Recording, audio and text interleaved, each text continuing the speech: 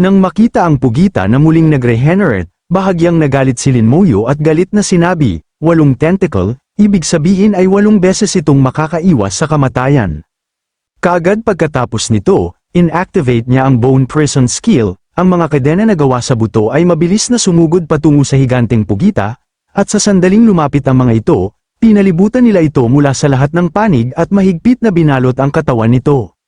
Pagkatapos noon, hawak ang kanyang karit, sumugod si Linmoyo patungo sa pugita ng buong bilis at sinimulan itong salakayin ng tuloy-tuloy habang ginagamit ang God-slaying skill. Patuloy niyang ginamit ang God-slaying skill ng walang tigil, paulit-ulit na hinahampas ang mga tentacle ng pugita at patuloy na pinuputol ang mga ito. Samantala, agad na ginamit ng pugita ang sacrificial limb skill sa bawat pagkakataong maputol ang mga tentacle nito, na patuloy na nagre-rehenerasyon ng mga ito ng paulit-ulit. At sa bawat pagre-regenerate ng pugita ng kanyang mga tentacle, patuloy na hinahampas ito ni Linmoyo ng walang tigil habang ginagamit ang God-slaying skill.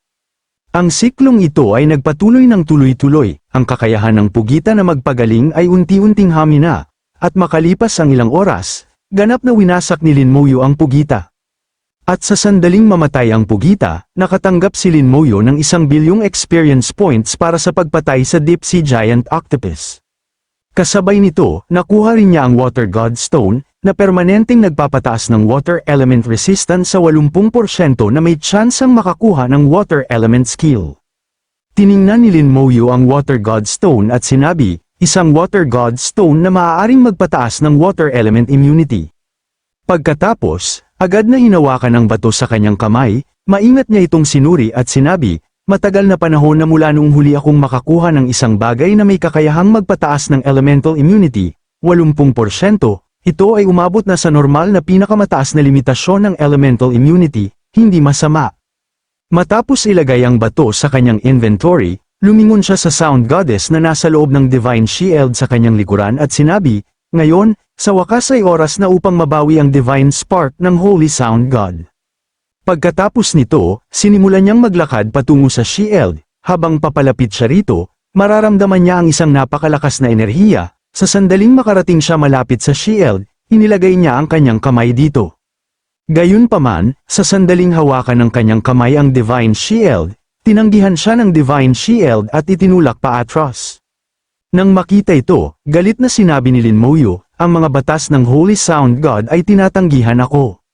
Subalit kaagad pagkatapos, kinuha niya ang artifact ng Diyosa mula sa kanyang inventory at sinabi, iginagalang na Holy Sound God, naparito ako upang ibalik ka sa Kunlun upang muli kang makasama ang dakilang mga Diyos ng Kunlun.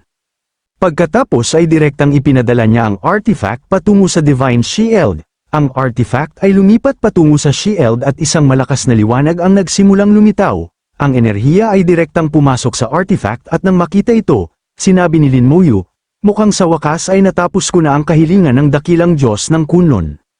Sa loob ng ilang sandali, ang Diyosa sa loob ng Protection Shield ay ganap na nagbago bilang enerhiya at nagsanib sa artifact, na naging sanhi ng pagsisimula ng artifact na kumislap ng maliwanag.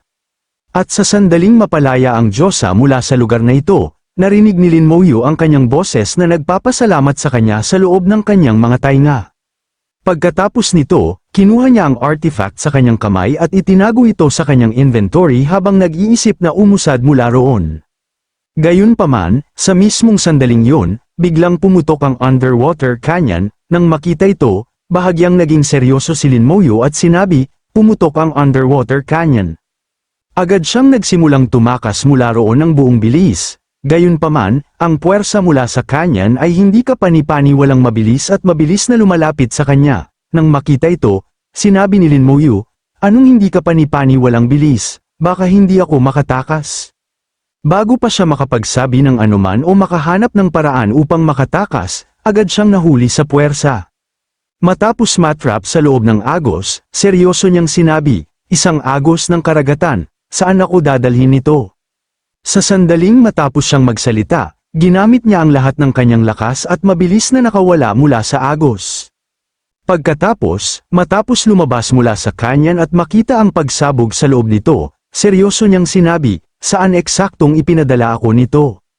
Gayunpaman, sa sandaling dama po ang kanyang tingin sa unahan niya, Bahagya siyang nagulat sa kung saan siya nakarating, ang presensyang ito ay divinity. Pagkatapos, habang sinasalat ang aura ng divinity sa unahan, nagsimula siyang sumulong at sinabi, may banal na aura dito, ang water god fluid sa aking katawan ay tumutugon dito, ang lugar ba ito ay teritoryo ng water god? Matapos maglakad ng ilang distansya sa unahan, nakarating siya sa isang ice-type na palasyo, sa sandaling tumuntong si Lin Moyu sa lugar ng palasyo, naramdaman niya ang divinity sa loob at pagkatapos tingnan ang palasyo, sinabi, tama nga, ito ang Water God Palace. Pagkatapos ay sinimulan niyang maglakad patungo sa napakalaking pinto sa unahan niya. May simbolo ng susi malapit sa pinto at sa sandaling makita ito ni Lin Moyu, ipinasok niya ang Water God Key dito. Ang Water God Key ay ang susi na ginamit upang buksan ang mga pintuan ng tunay na templo ng Water Goddess. At sa sandaling pumasok ang susi sa butas, dahan-daang bumukas ang pinto. Sa sandaling bumukas ang pinto, tumingin si Lin Moyu sa loob ng may lubos na pagkagulat dahil hindi mabilang na mga estatwa na nagyelo sa yelo ay nakatayo sa loob sa sandaling ito. Nang makita ang mga estatwang yun, nagulat na sinabi ni Lin Moyu, ang mga yun ay mga estatwa ng mga Diyos.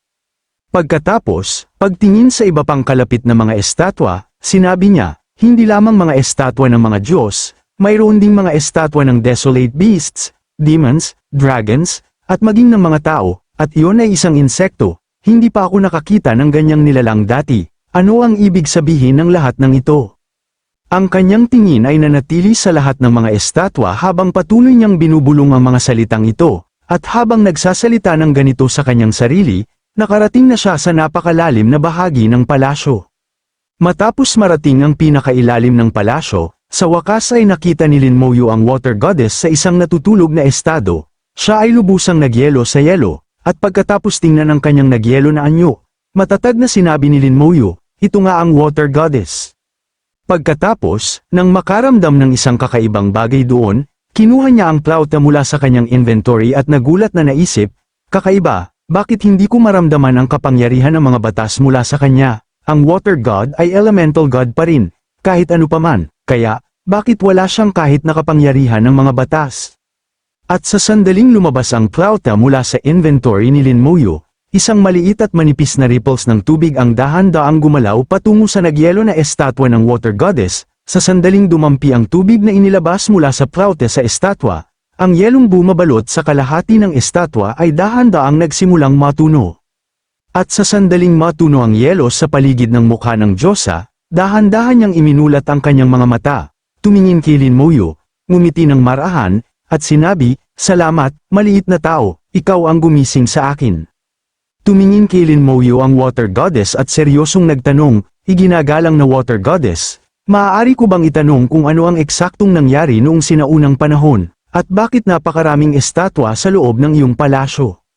Pagkarinig sa tanong ni Lin Moyu, ngumiti ang Water Goddess at nagsimulang magpaliwanag, tiyak na nagtataka ka kung bakit ang mga Diyos ng 5 elemento, hangin, tubig, apoy, kidlat, at liwanag, ay tila napakahihina. Noong nagsisimula pa lamang ang malaking digmaan, ang aming mga kapangyarihan ay inalis at ang aming mga banal na posisyon ay nahulog, na naging dahilan upang kami ay maging mababang antas na mga Diyos. Kung hindi nangyari yun, ang labanang ito ay hindi magiging ganito kahirap. Sa sandaling marinig ni Lin Moyu ang mga salitang yun mula sa Water Goddess, namulat ang kanyang mga mata sa pagkabigla at may seryosong ekspresyon. Sinabi niya, ang digmaang yun, narinig ko na ang mga salitang yun ng maraming beses bago, ano ang eksaktong nangyari noon? Pagkatapos ay tumingin ang Water Goddess kay Lin Moyu at ngumiti habang sinasabi, ayon sa kasunduan sa pagitan ng mga Diyos at ng lahi ng tao, tanging ang mga umabot sa antas ng dakilang Diyos ang pinapayagang malaman ang lihim na ito. Ngunit nararamdaman ko na hindi ka lamang nagdadala ng aura at mga token ng dakilang Diyos ng Kunlun at ng Holy Sound God, kundi taglay mo rin ang mga kaliskis ng dakilang nilalang na yun, kung gayon, sasabihin ko sa iyo. At pagkatapos, sa isang napakalungkot na tono, sinabi niya, ito ay isang sakuna na lumukab sa buong mundo, isang dayuhang lahi ang sumalakay sa mundong ito.